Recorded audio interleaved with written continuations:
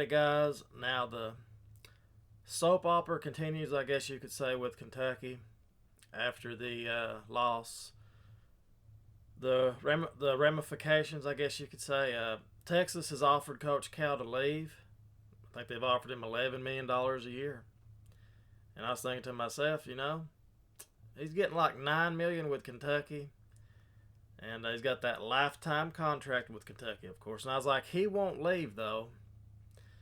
But I was thinking to myself, he might ask for a raise. He might say, "Well, Texas offered me $11 million. What if I just go ahead and leave? If you don't give me a raise, if you don't give me a raise, I'll leave." And Kentucky be like, "Well, we can't give you a raise. We got you that lifetime contract, $9 million a year. If you want to go, just go.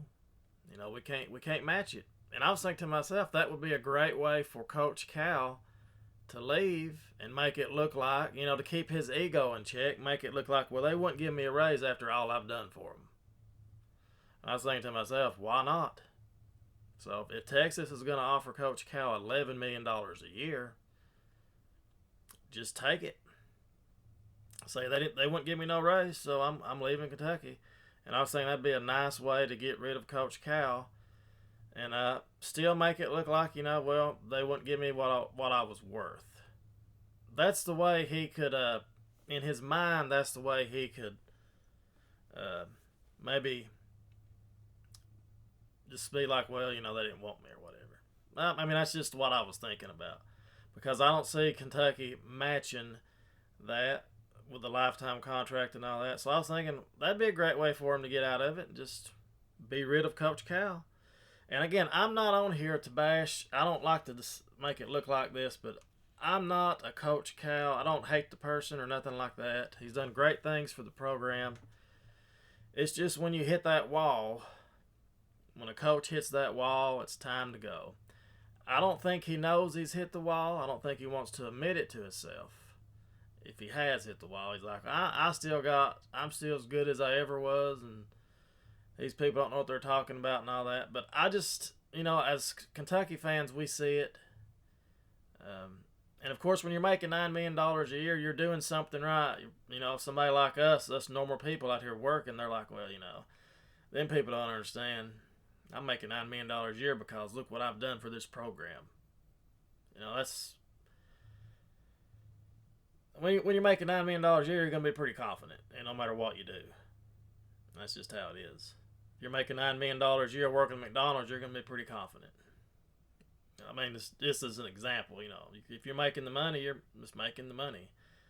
And after the Alabama loss, there may be some doubt in Cal's voice after the radio show they had, where he said he'll look at it after the season, or he don't think about it during the season, or whatever he said. You never know. He may, if this year continues like it's going, he may be like, I just can't take the pressure. Why not go to Texas? You're not going to have any pressure. You're going to make $11 million a year. They're at least going to keep you 2 or 3 years, even if you lose, even if it does horrible and you just keep losing and losing and losing, they're still going to keep you. They're going to keep you there.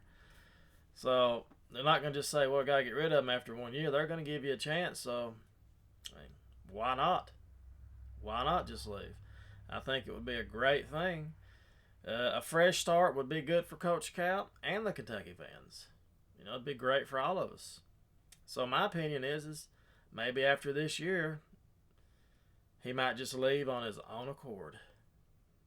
He might just be like, I'm going to do it.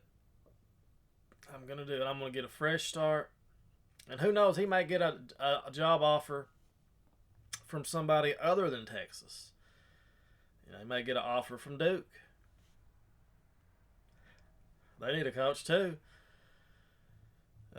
He may get an offer from North Carolina. You don't know. He may get an offer from Louisville. Anything's possible. Just as long as he, if he would just, again, not being trying to be mean or anything and telling him what to do, but if he can't turn the program around, and it's been proven he can't, he just needs to go on and just better himself. The job at Kentucky, it's not worth the pressure. You know, and he's the certain kind of coach that can handle the pressure, I guess. But you have to win. As long as you win, there really is no pressure at Kentucky. There is pressure still, but it's not like when you lose. We expect too much. I understand that. We are spoiled. I understand that, but when you're ranked like you are in the preseason every year, then you fall out and you lose. And of course, other than last year, we still got beaten in that tournament in the first round, so that kind of ruined that season. Even though we had a good season, that was a weird season. After we beat Kansas, we played worse and worse. We just lost it. And that all comes down to the coach. I mean, that's the way I see it. I don't blame the players for nothing. Like I've said, because they're kids. People are like, oh, blame the players. They're kids. They're kids. They're looking for somebody to guide them. And if Cal's not guiding them, if he's not recruiting the right kind of player, it's on him. You know it and I know it. College sports, more than anything, is about the coach.